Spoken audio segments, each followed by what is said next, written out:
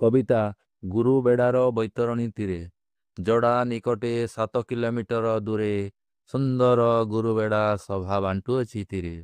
ଶାନ୍ତ ସୁଶୀତଳ ସେହି ବୈତରଣୀ ଜଳ ମନରେ ଭରେ ସଦା କେତେ ଆନନ୍ଦ କଲ। ବିଶାଳ ପଥର ଓ ଲୁହାରଙ୍ଗ ପାହାଡ଼ର ସଭା ସବୁଜ ବନାନୀ ଭାବେ ବନଦେବୀ ନିଜେ ଉଭା। ତଳେ ତାର କଳ କଳ ନାଦେ ବହେ ବୈତରଣୀ ପ୍ରକୃତିର ଏ କଳା ଦେଖିଲେ ମନ ହୁଏ ତ ଧନୀ।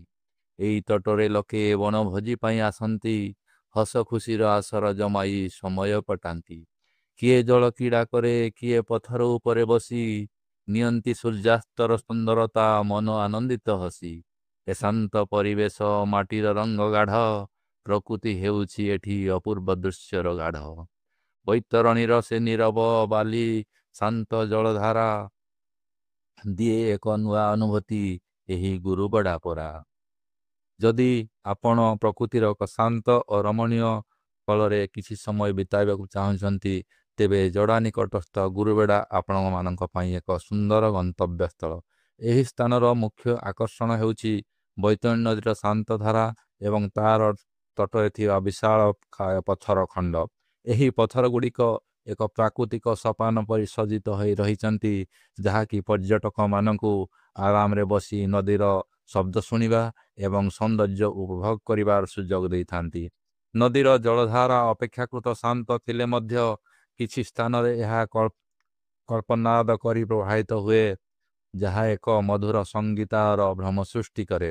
ଆଖପାଖର ସବୁଜ ବନାନୀ ପାହାଡ଼ ଗୁଡ଼ିକୁ ଆଦୃତ କରିଥାଏ ବିଶେଷ କରି ସୂର୍ଯ୍ୟାସ୍ତ ସମୟରେ ଯେତେବେଳେ ସୁନେଲି ଆଲୋକ ପାହାଡ଼ ଗୁଡ଼ିକ ଉପରେ ପଡ଼େ ସେତେବେଳେ ଦୃଶ୍ୟଟି ଅତ୍ୟନ୍ତ ମନମୁଗ୍ଧକର ଲାଗେ। ଗୁରୁବେଡ଼ା ହେଉଛି ପରିବାର ଓ ବନ୍ଧୁମାନଙ୍କ ସହିତ ସମୟ କାଟିବାର ଉତ୍ତମ ସ୍ଥାନ। ଦିନ ସାରା ଲୋକେ ଏଠାକୁ ଆସି ନିଜର ବଣଭୋଜିର ଆୟୋଜନ କରନ୍ତି। କେତେକ ଲୋକ ନଦୀ ତଟର ଲାଲ ବାଲି ଉପରେ ବସି ମଜା ନେଉଥିବା ବେଳେ ଅନ୍ୟମାନେ ପଥର ଉପରେ ଚଢ଼ି ଉପରୁ ପ୍ରକୃତିର ମନୋରମ ଦୃଶ୍ୟ ଉପଭୋଗ କରନ୍ତି।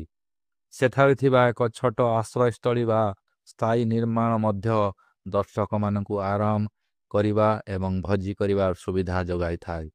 ସବୁ ମିଶାଇ କହିବାକୁ ଗଲେ ଗୁରୁବେଡ଼ା ଏକ ଏପରି ସ୍ଥାନ ଯେଉଁଠି ପ୍ରକୃତିର ଶାନ୍ତି ଏବଂ ମାନବର ଉତ୍ସାହର ସୁନ୍ଦର ମିଶ୍ରଣ ଦେଖିବାକୁ ମିଳେ। ପ୍ରତ୍ୟେକ ପରିବାର ଏହି ସ୍ଥାନକୁ ବଣଭୋଜି କରିବା ପାଇଁ ଆସି ଏହାର ସୁଯୋଗ ନେବା ସହିତ ପ୍ରକୃତିର ଏହି ମନୋରମ ଦୃଶ୍ୟକୁ ଉପଭୋଗ କରିପାରିବେ।